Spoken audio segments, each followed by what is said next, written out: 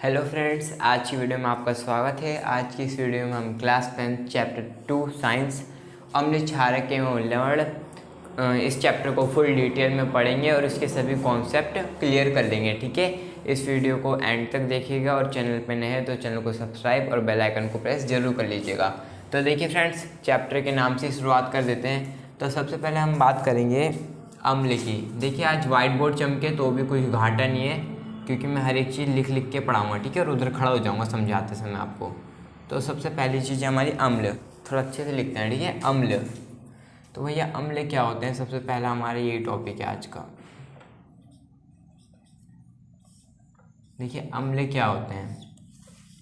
तो फ्रेंड्स देखिए, कई सारे पदार्थ ऐसे होते हैं जिन्हें हम पानी में मिलाए हो तो वो H+ आयन देते हैं। ठीक है, H+ आयन देते हैं और उन्हें हम क्या कहते हैं, अम्ल कहते हैं।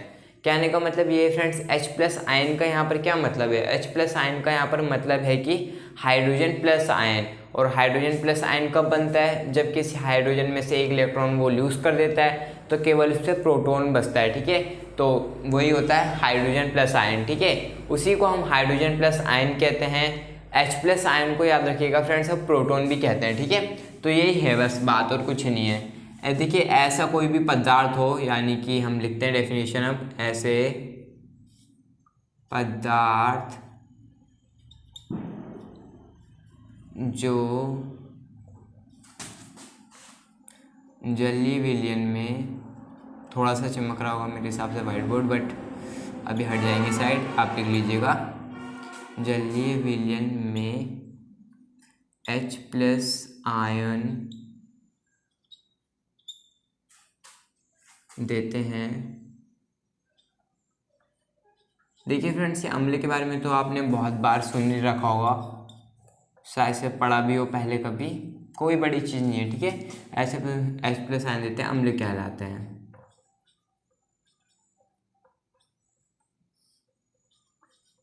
अब जरा थोड़ा साइड हो जाते हैं हम। इधर से पता नहीं बोर्ड पे क्या इफेक्ट पड़ रहा है, बट देखिए, ऐसे पदार्थ जो जलीय विलयन में H+ आयन देते हैं अम्ल कहलाते हैं। मैंने ये कहा जलीय विलयन में H+ आयन देते हैं, इसका मतलब ये है कि मान लीजिए हमारे पास एक अम्ल है। ठीक है, हम जानते हैं अम्ल है HCl, आप जानते हो ना फ्रेंड्स, एक एसिड है। ऐसे इधर से लिखता हूँ। ठीक है, आप ये बात जानते होंगे कि HCl क्या है, एक एसिड है।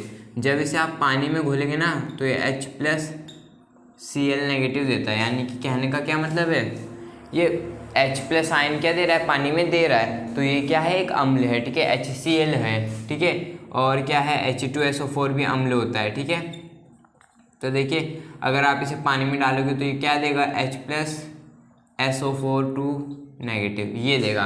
कहने का मतलब ये क्या है, इन्हें हम, ये अम्ल हैं तो इन्हें अगर हम जल में डाल लें तो ये क्या दे रहे हैं, H+ आयन दे रहे हैं। ठीक है, ये इनकी सबूत है इनके अम्ल होने का। ठीक है, कि H+ आयन दे रहे हैं पानी में। बस फ्रेंड्स, यही हम अम्ल कहते हैं। ठीक है, कहने का मतलब यही, अगर आप HCl को पानी में घोलोगे, पानी के साथ मिलाओगे, पानी में डालोगे तो वो H+ आयन देगा टूट करके। ठीक है, ये बात है।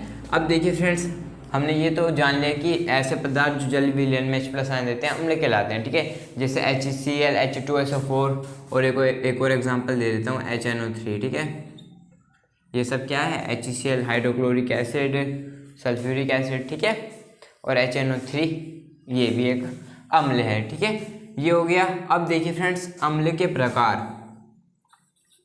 हमारा दूसरा टॉपिक होगा अम्ल के प्रकार। ठीक है,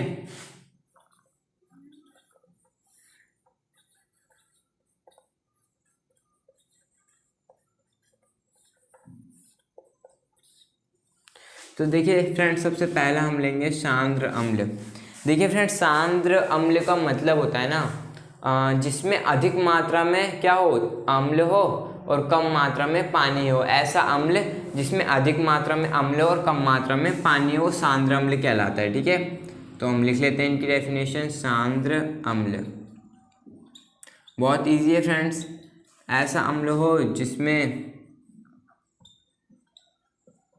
फिर से चमक रहा होगा आई थिंक, जिसमें अधिक मात्रा में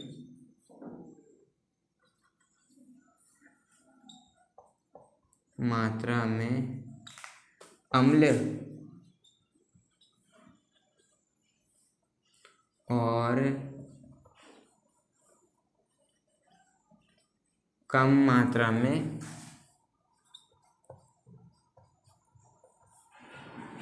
पानी हो। ठीक है, बस ये तो आप आराम से समझ गए होंगे कि ऐसा कोई भी अम्ल हो जिसमें अधिक मात्रा में पानी हो और अधिक मात्रा में अम्ल हो और कम मात्रा में पानी हो, ऐसे अम्लों को हम सांद्र अम्ल कहते हैं। ठीक है, और दूसरा है तनु अम्ल। दूसरा है फ्रेंड्स तनु अम्ल। देखिए तनु अम्ल आप नाम से समझ गए होंगे, ये यहाँ लिख देते हैं हम तनु अम्ल। तनु अम्ल क्या होता है भैया?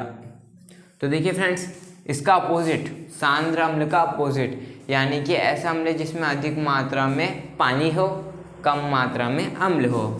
सही बोला ना भाई? हाँ सही बोला। जिसमें अधिक मात्रा में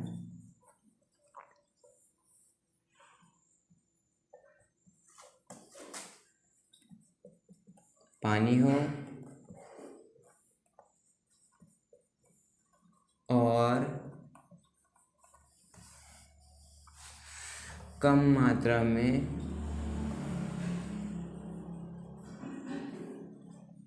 जल। ठीक है, ठीक है, ये हो गया क्या? तनु अम्ल। यानी तनु अम्ल का मतलब यही है कि ऐसा अम्ल जिसमें अधिक मात्रा में पानी हो और बहुत कम मात्रा में अम्ल हो। ठीक है, तो वो मिलकर के क्या बना देते हैं? तनु अम्ल बना देते हैं। ठीक है, ये हो गया।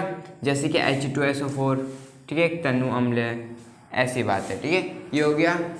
अब इसके बाद देखिए फ्रेंड्स, हम कुछ दैनिक जीवन में एग्जाम्पल लेते हैं। ये उतार लीजिए आप तब तक कि दैनिक जीवन में अम्ल क्या क्या होते हैं, किस किस चीज़ में पाए जाते हैं। तो देखिए फ्रेंड्स, हमारे दैनिक जीवन में सबसे पहली चीज़ है आपका नींबू। नींबू में अम्ल पाया जाता है। नींबू हो गया, दही हो गया। नींबू खट्टा होता है, याद रखना। अभी और भी इसके बारे में बताऊंगा। दही, और तीसरा है आपका इमली। इमली, खट्टे मीठे बेर। ठीक है, ये हो गया। अब देखिए फ्रेंड्स, अम्ल के प्रकार के बाद हम पढ़ने वाले हैं कि अम्ल की विशेषताएं क्या क्या होती हैं। ठीक है, आप पढ़ते हैं अम्ल की विशेषताएं क्या क्या क्या होती हैं। आप इसे नोट कर लीजिए तब तक। की विशेषताएं, या कह सकते हैं अम्ल के कुछ गुणधर्म। ठीक है, अम्ल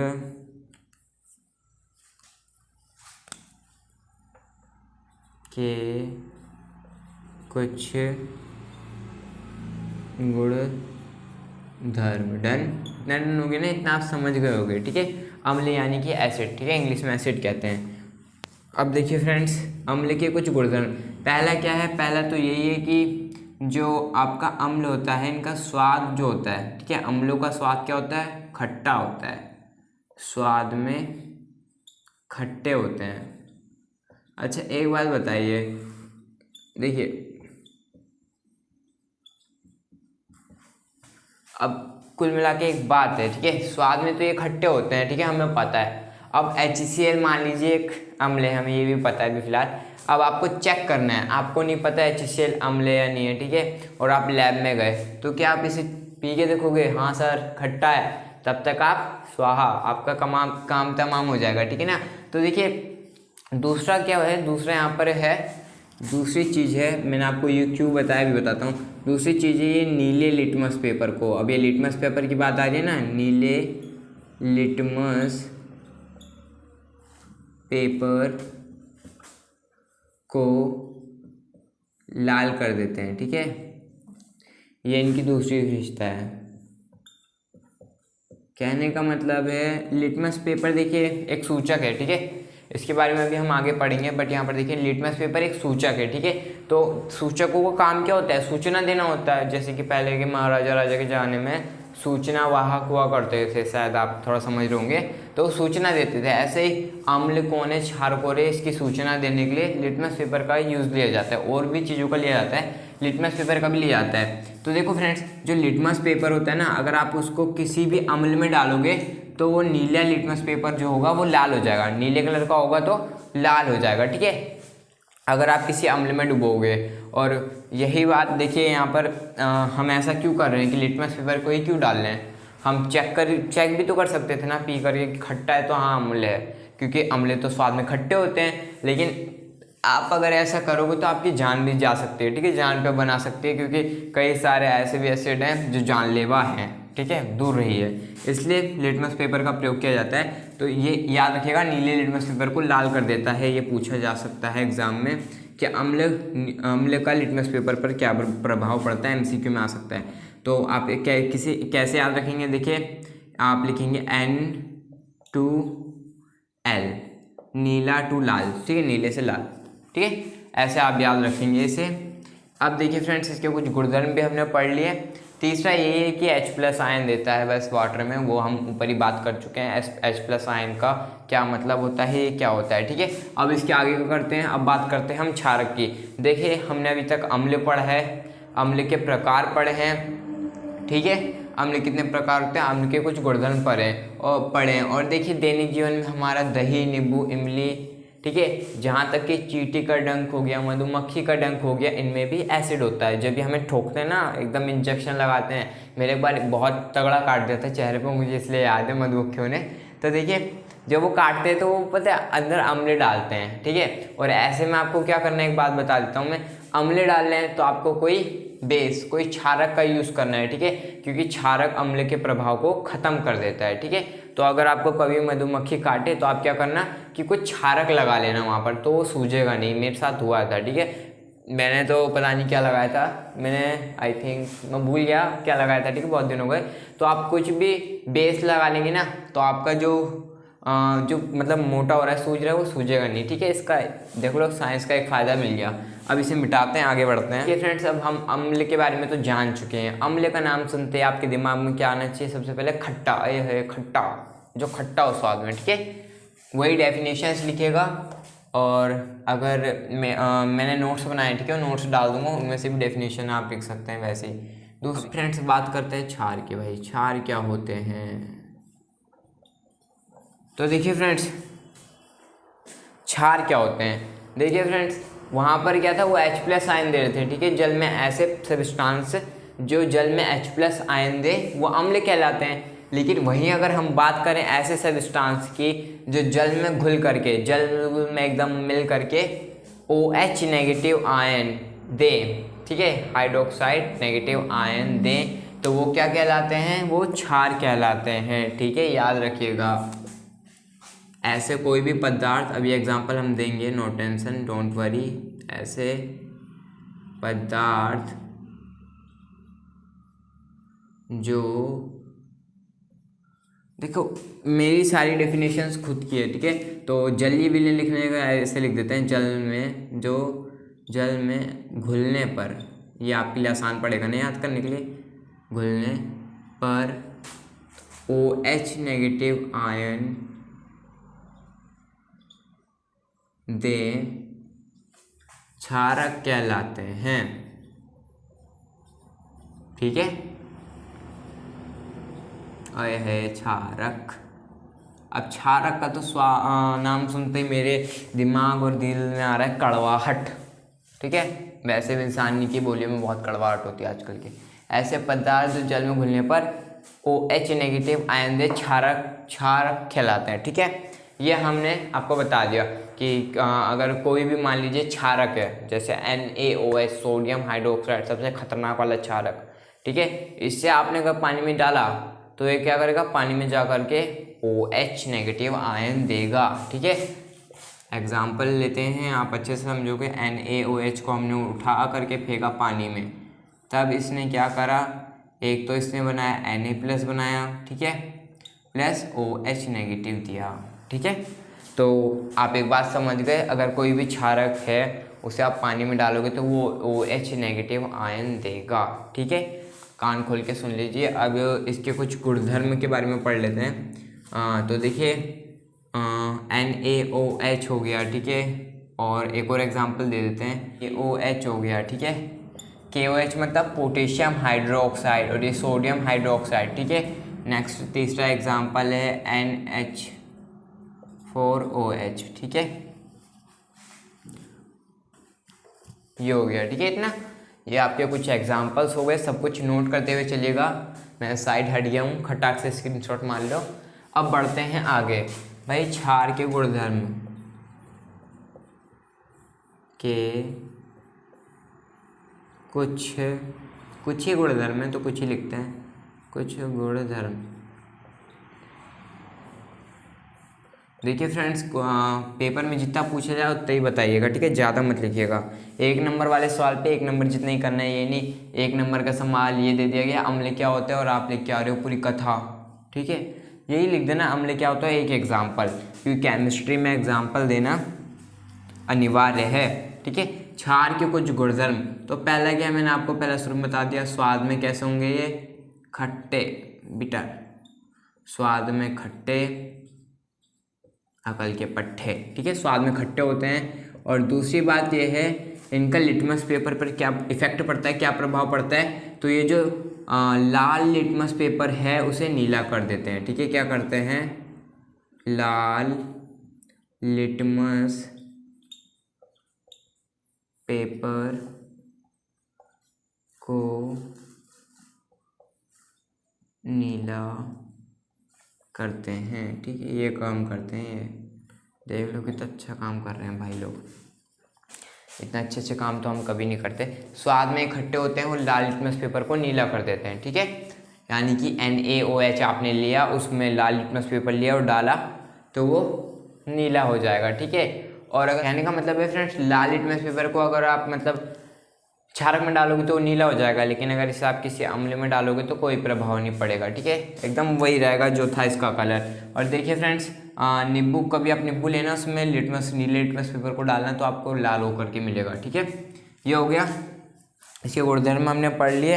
अब देख होता है, ठीक है। अब बात करेंगे हम इंडिकेटर्स की, सूचक की फ्रेंड्स, ये बहुत इंपॉर्टेंट है, ठीक है, सूचक। तो फ्रेंड्स अब हम बात करते हैं सूचकों की, ठीक है, सूचक क्या होते हैं। लेकिन फ्रेंड्स उससे पहले मैं आपको एक बात बताना भूल गया, जो क्षारक होते हैं हमारे दैनिक जीवन में, उनके एग्जाम्पल्स क्या क्या हैं। तो देखिए, एक तो साबुन है और दूसरा शैम्पू, ठीक है, और डिटर्जेंट वगैरह, ठीक है, इन सब में आपको क्षारक मिल जाएंगे। एक बार जरा टेस्ट करके देखना, कड़वे लगेंगे, ठीक है।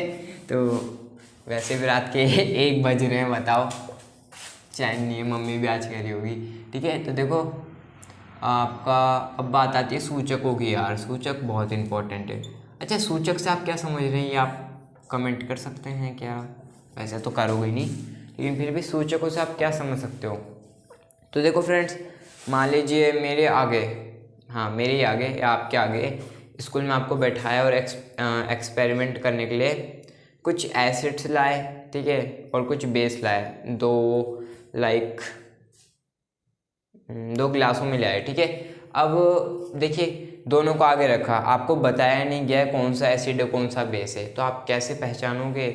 तो भैया वहाँ पर आपको सूचना कैसे मिलेगी कौन सा एसिड है कौन सा बेस है, तो उसके लिए हम सूचक ले आए हैं उठा करके, ठीक है।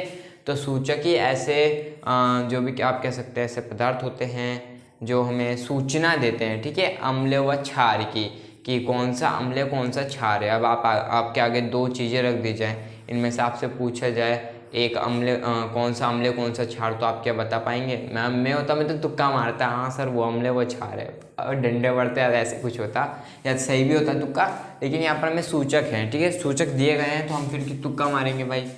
तो सूचक क्या होते हैं, ऐसे पदार्थ होते हैं, ये लिख लीजिए डेफिनेशन में, मैं खुद से बना ले रहा हूँ, ऐसे पदार्थ, वाइट बोर्ड चमकना मत भाई तू, ऐसे पदार्थ जो किसी विलयन में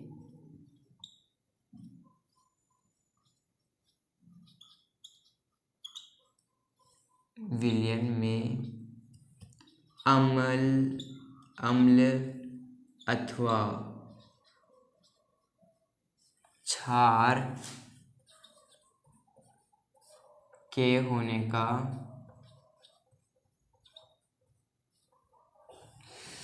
ऐसे पदार्थ जो किसी विलयन में अम्ल अथवा क्षार के होने के बारे में बताते हैं, ये सही लगा,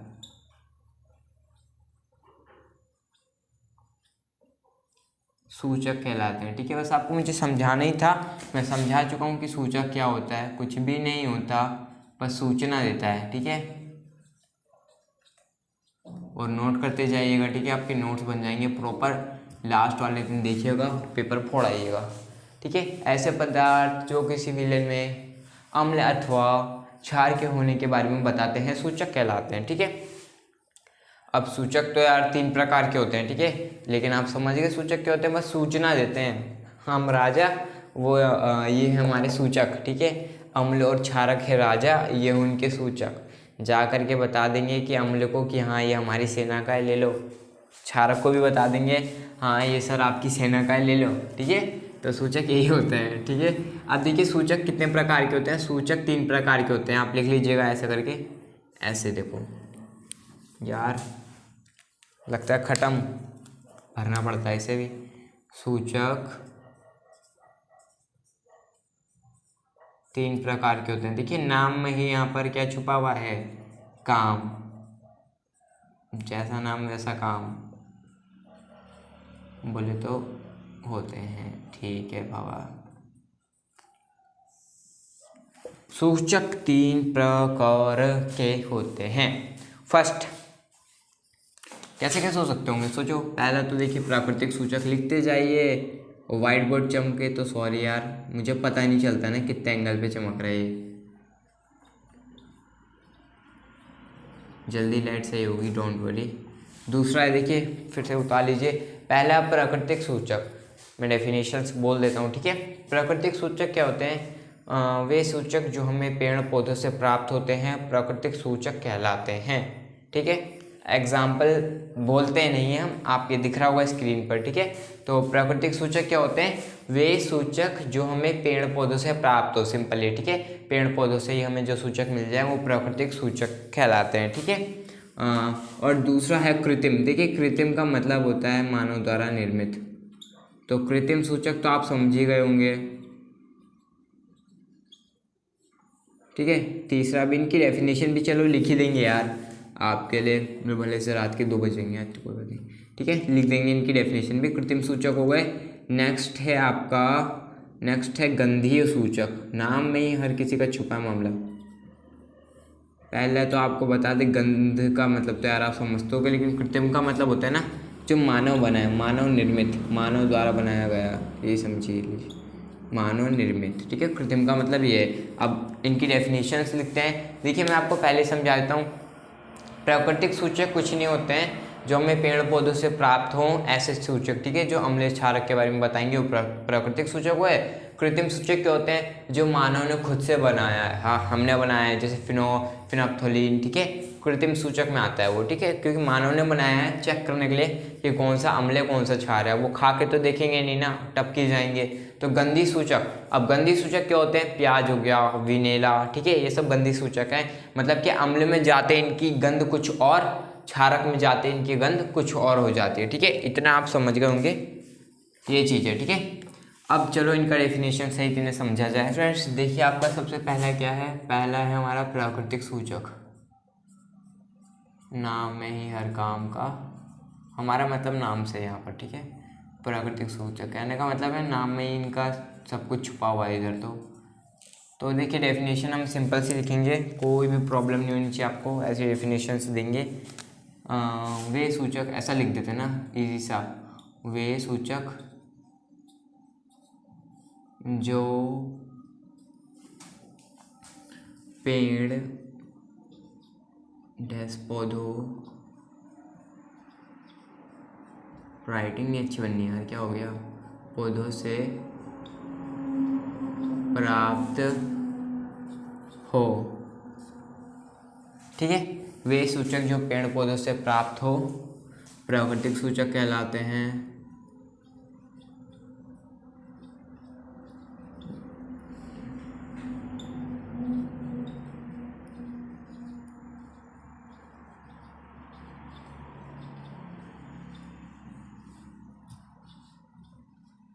ठीक है,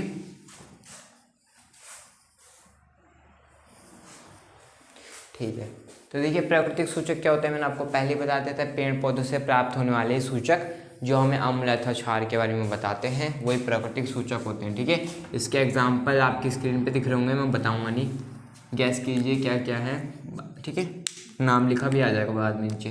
प्राकृतिक सूचक हो गया अब दूसरा है कृत्रिम सूचक। भाई कृत्रिम सूचक क्या होंगे यार, सोचो सोचो। तो देखिए कृत्रिम सूचक के अंदर आपका आता है, सब यहीं से उठा लेंगे हम, बड़े तेज हैं। देखिए एक डेफिनेशन से सबका निकाल लेंगे। वे सूचक जो रसायन, बस थोड़ा सा चेंज, द्वारा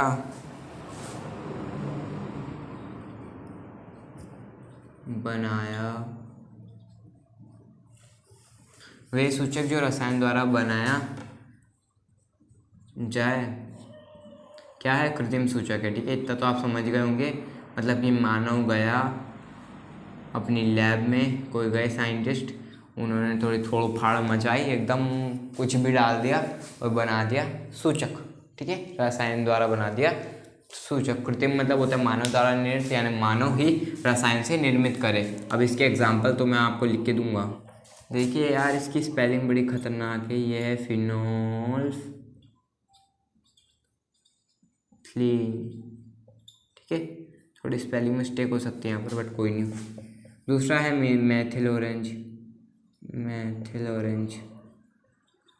ये सब क्या है, ये सब मानव ने बनाए हैं अम्लीय क्षारक की पहचान के लिए। ठीक है, ये चीज़ है। ये दो ही एग्जाम्पल देते हैं। अब तीसरे सूचक के बारे में पढ़ते हैं। थोड़ा मिटाना तो पड़ता है फिर यार। तीसरा सूचक है भैया, सूचक है। तो देखो पहला वाला नहीं मिलाया, ठीक है, नहीं मिटाया। तीसरा सूचक क्या था हमारा, तीसरा था गंधीय सूचक। देखिए इसकी डेफिनेशन थोड़ी बढ़िया लिखनी पड़ती है मुझे लग रहा है।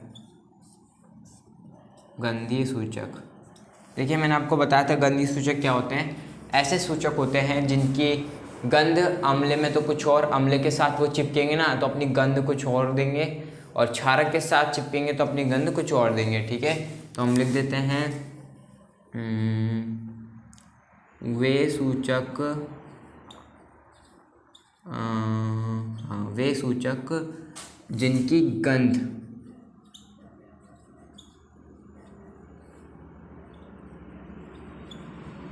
अम्लीय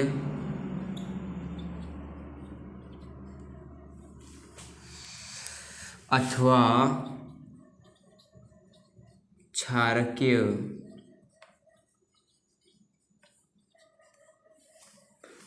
माध्यमों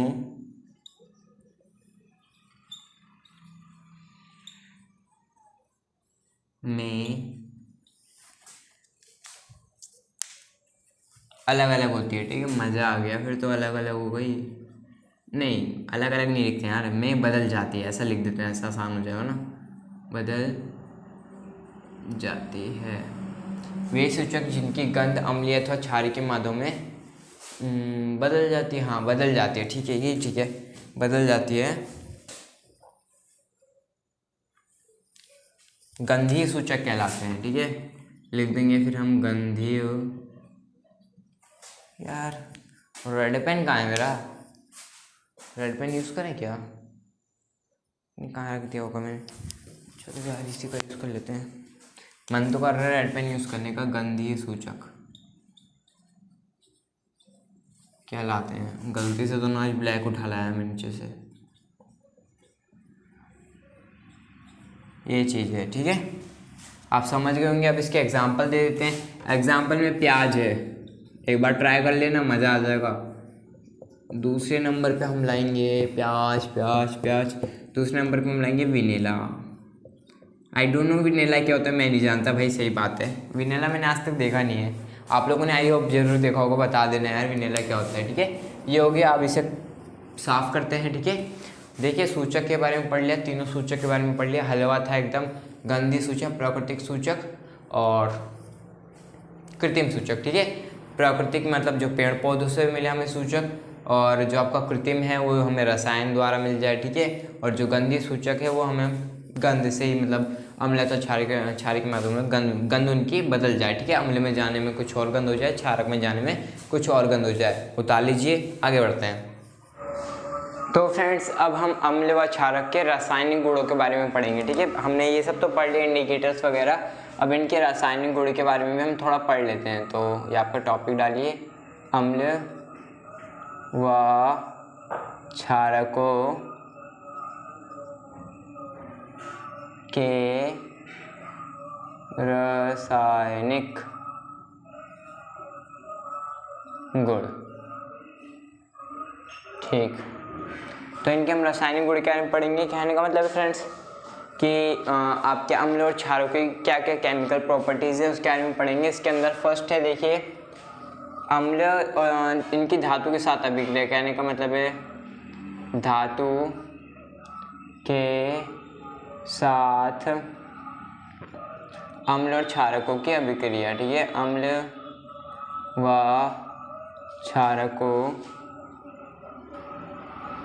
की अभिक्रिया। ठीक है, थोड़ा बहुत व्हाइट बोर्ड चमक रहा होगा, अब साइड में तब आपको साफ दिख रहा होगा। ठीक है, तो हम इसके अंदर पहला पढ़ें, इनके रासायनिक गुणों के अंदर हम पढ़ लें क्या हम अम्ल तथा क्षारकों के रासायनिक गुण पढ़ लें। और इसके अंदर हम फर्स्ट पढ़ लें कि धातु के साथ अगर अम्ल अभिक्रिया करे तो क्या होगा। ठीक है, क्षारक अभिक्रिया करे तो क्या होगा। आपको ये तो पता है धातु क्या होते हैं। ठीक है, जो इलेक्ट्रॉन को त्याग करते हैं। ठीक है, इलेक्ट्रॉनों का त्याग कर धनायन बनाते हैं वो धातु होते हैं। ठीक है, तो देखिए अब इसका हम सबसे पहले एग्जाम्पल लेंगे अम्ल में। ठीक है, मतलब अम्ल, अगर अम्ल, देखिए फ्रेंड्स, अगर आपका अम्ल किसी धातु के साथ रिएक्शन करेगा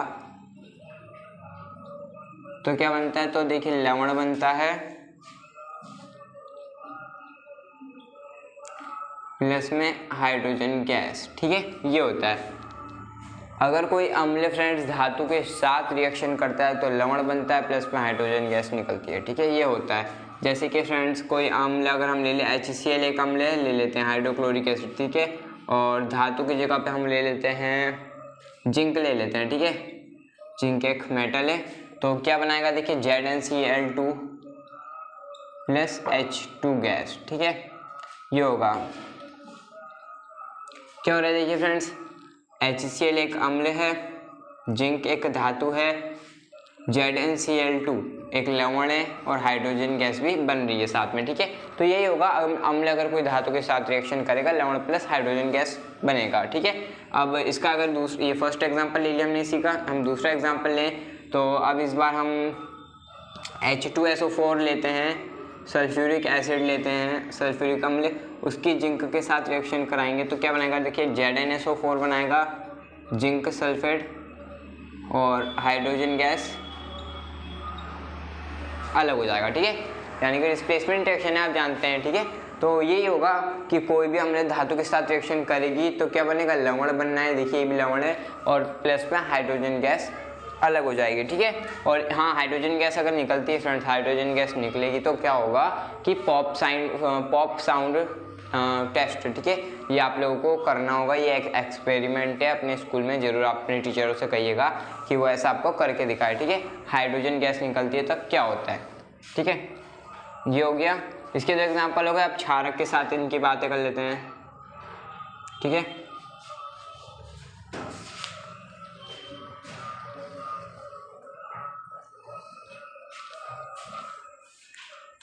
अब देखिए फ्रेंड्स क्षारक,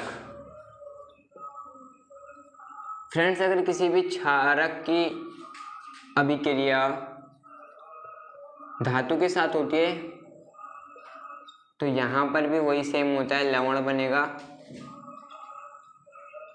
और हाइड्रोजन गैस निकलेगी। ठीक है, यही होगा।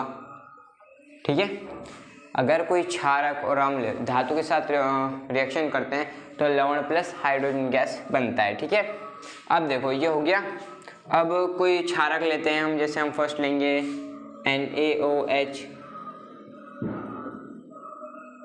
प्लस फिर से जिंक लेते हैं तो ये बनाएगा, देखिए यहाँ पर ये सबसे इम्पॉर्टेंट रिएक्शन है फ्रेंड्स, क्योंकि ये रिएक्शन क्या है एग्जाम में आती है। ठीक है, लिखने को और बैलेंस करने को कि सोडियम हाइड्रोक्साइड की जिंक के साथ अभिक्रिया।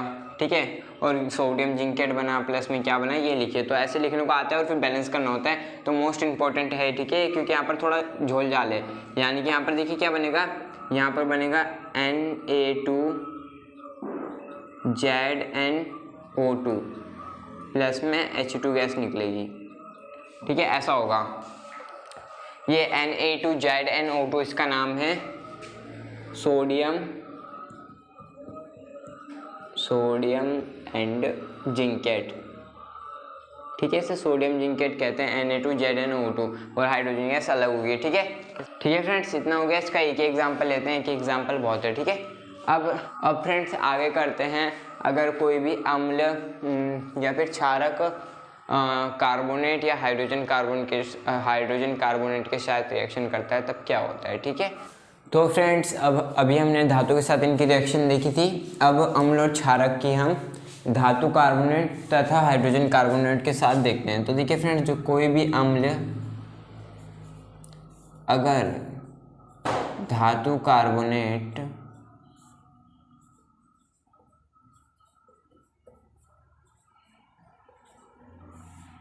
या हाइड्रोजन कार्बोनेट धातु हाइड्रोजन कार्बोनेट के साथ रिएक्शन करता है तब क्या होता है। तो देखिए, धातु हाइड्रोजन कार्बोनेट, जब भी फ्रेंड्स कोई भी अम्ल इनके साथ रिएक्शन करता है तो देखिए आपका लवण बनता है। ठीक है, और जल बनता है और कार्बन डाइऑक्साइड गैस। ठीक है, ये होता है। ठीक है, तो दूसरे में हम दूसरे इसका जो गुण देख रहे हैं वो यही है कि कोई भी अम्ल अगर धातु कार्बोनेट या धातु हाइड्रोजन कार्बोनेट के साथ रिएक्शन करता है तो लवण, जल और कार्बन डाइऑक्साइड गैस बनती है। फॉर एग्जांपल फ्रेंड्स, जैसे इसका एग्जांपल लेते हैं, अम्ल ले लेते हैं, एक H2SO4 ले लेते हैं। ठीक है, सल्फ्यूरिक एसिड। अब यही अगर धातु कार्बोनेट, कोई सबसे पहले धातु कार्बोनेट का देख रहे हैं। ठीक है, तो H2SO4 एक धातु कार्बोनेट ले लेते हैं, Na2CO3। ठीक है, धातु भी है और कार्बोनेट, ये रही धातु या कार्बोनेट। ठीक है, सोडियम कार्बोनेट जब सल्फ्यूरिक एसिड से रिएक्शन करेगा तो हमारा एक लवण बनेगा।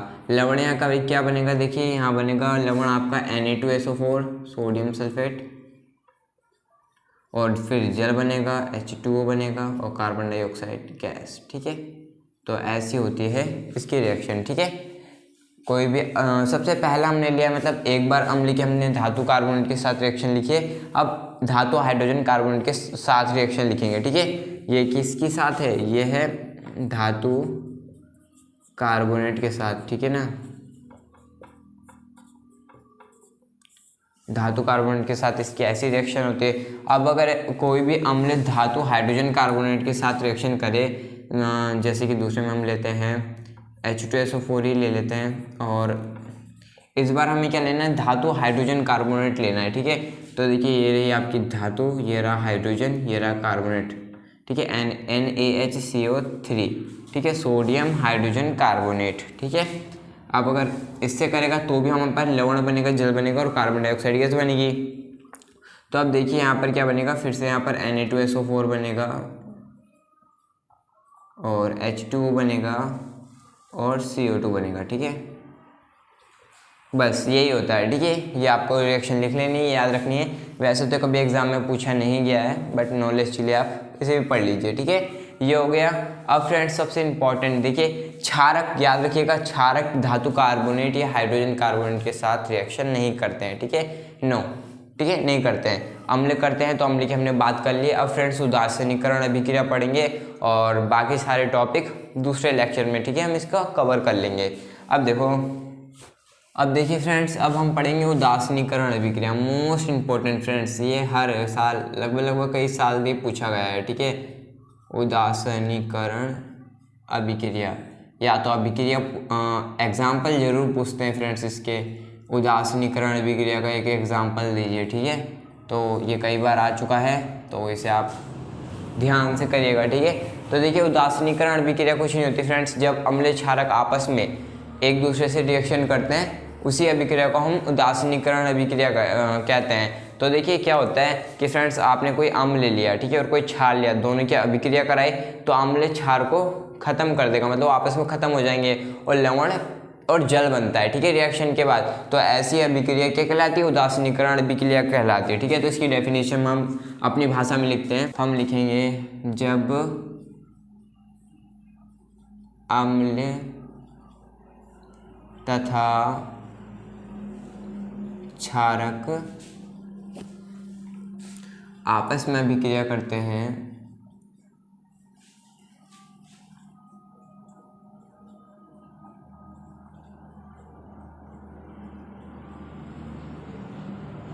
आपस में अभिक्रिया करके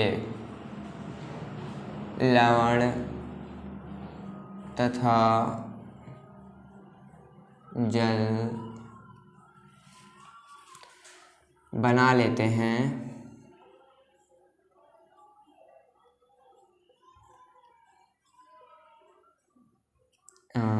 ये लिख दिया हमने, जब अम्ल तथा क्षारक आपस में अभिक्रिया करके लवण तथा जल बना लेते हैं तब इसी अभिक्रिया को हम क्या कहते हैं फ्रेंड्स, उदासीनीकरण अभिक्रिया कहते हैं। ठीक है, इस अभिक्रिया को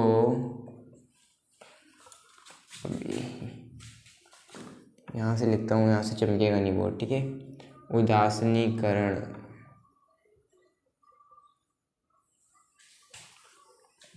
अभिक्रिया कहते हैं। ठीक है,